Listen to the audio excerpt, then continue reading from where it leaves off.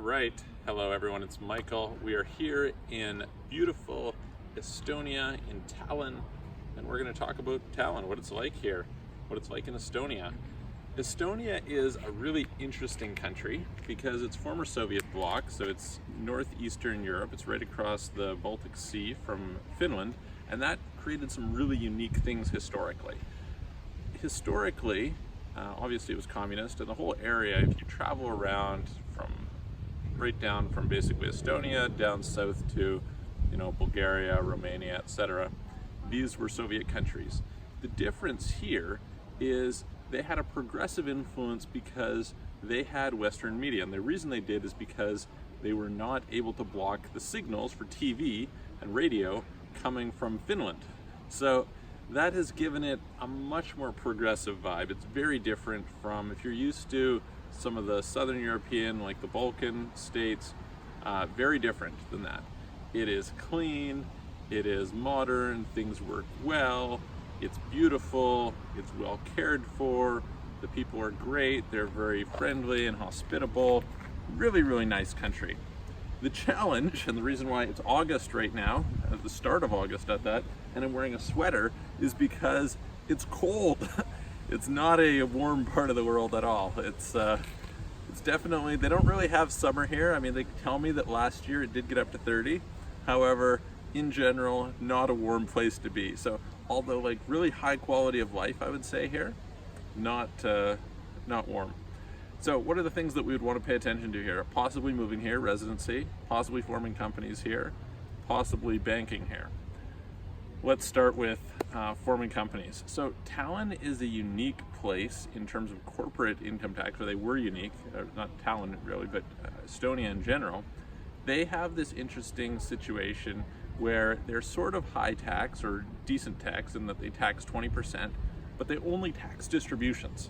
So this is quite interesting, right? If I'm paying out dividends, then I have to pay 20%, but so long as I keep the money in the company, I can reinvest it, I can grow it, I pay no tax. So it's like, a giant 401k or RSP for Canada and so on and so forth, the various retirement shelter vehicles, but your company is that, which is pretty cool. Now Latvia has adopted the same thing, Georgia has adopted the same thing, both with lower tax rates. However, a bunch of people will come from Latvia to form companies here because it's much more predictable, the environment is just better in terms of how well things are run. The challenge with this, of course, is that just because that's how Estonia taxes it doesn't mean that's how your home country will tax it. So let's, for example, use Canada.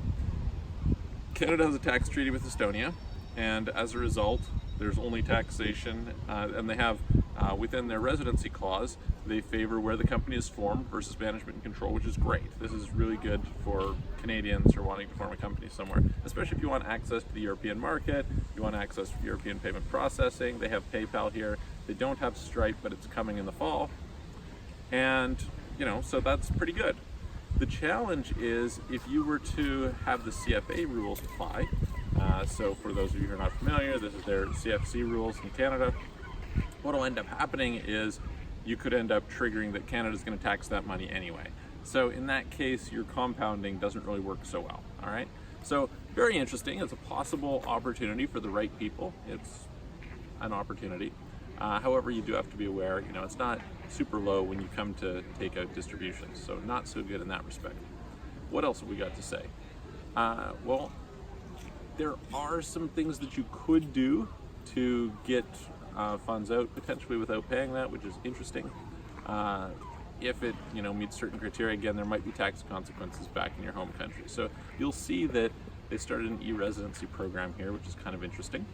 And with that program, they're bringing a lot of people, especially digital nomads, etc., who want the ability to set up a company that's relatively low maintenance, relatively low ongoing costs. You do have monthly VAT filings, so that's a thing that's a little bit annoying in terms of maintenance. If I was to compare it to like a US LLC or a Hong Kong company or something like that, this is a little bit annoying. That being said, you at least have something that it's a pretty stable place, it's whitelisted, it's not a tax haven, so it's comfortable. And so potentially, especially if you're resident somewhere where you won't be taxed on, say, wages, there's the possibility as a foreigner bringing wages out of that company of not paying tax. So that's cool. What about banking? There's three major banks here. There's Swedbank, SEB, and LHV. Swedbank and SEB are both Swedish banks. They are going to be tighter to deal with. They're great banks. They have great online services, great technology, great card services, etc. However, there's a few issues. One is they pretty much require a connection to Estonia. So unless you have an Estonian connection, again, we're seeing more and more this move towards substance, then that's probably not going to work for you. LHV is a little more flexible. However, LHV has lost their US correspondent banking. So as a result, you're going to deal with only euros, or some other currencies, right? So if you want US dollars, that's going to be a bit of an issue for you.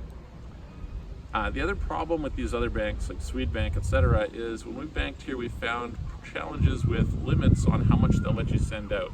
So in most parts of the world, you just send, and they deal with it on a case-by-case basis. Here they'll say, for example, hey, you can only send out 30,000 euro a month. Well, that's insignificant, right?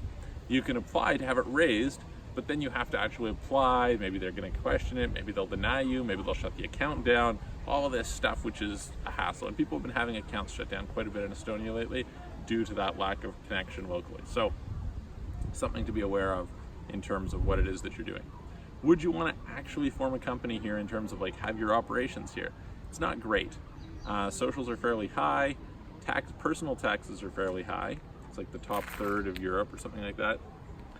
There is also relatively small labor force. So Estonia is, I think, 1.3 million people. Tallinn is about 400,000.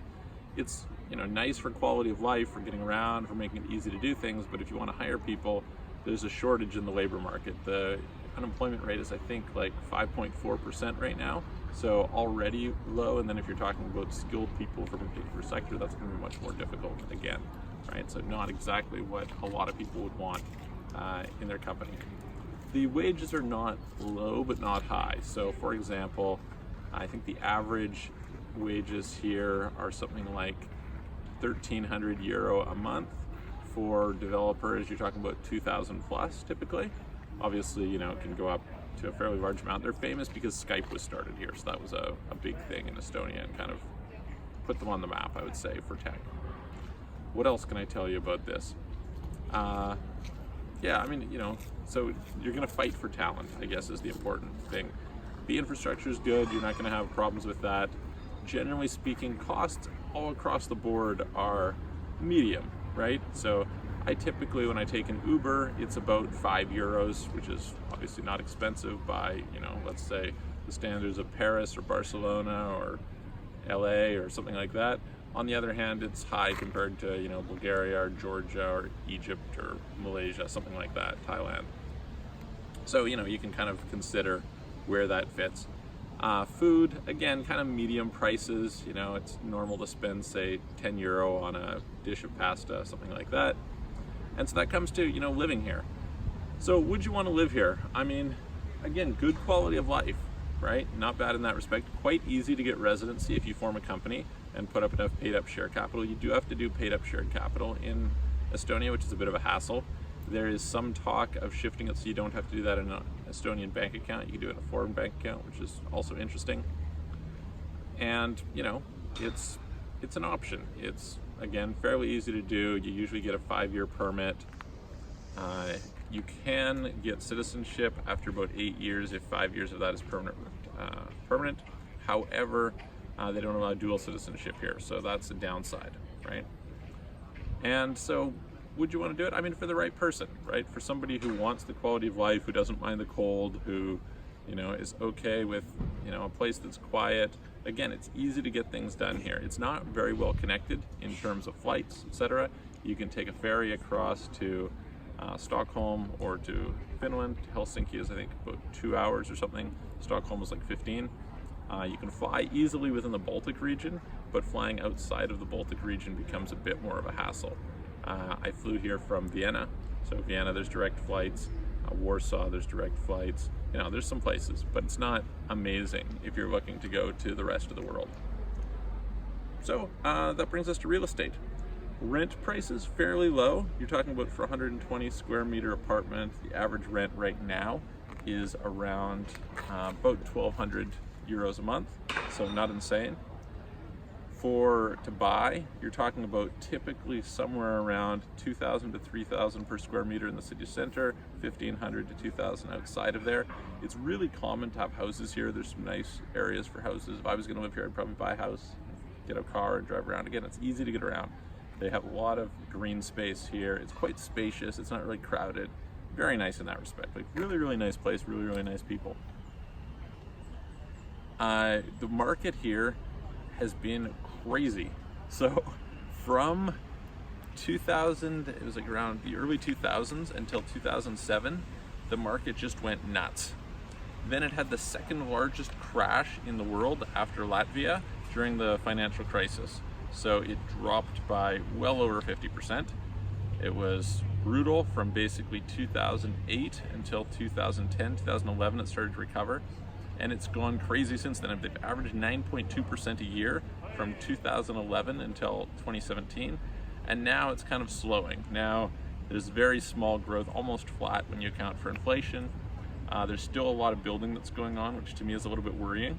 There's less sales that are happening, although prices are a little bit higher.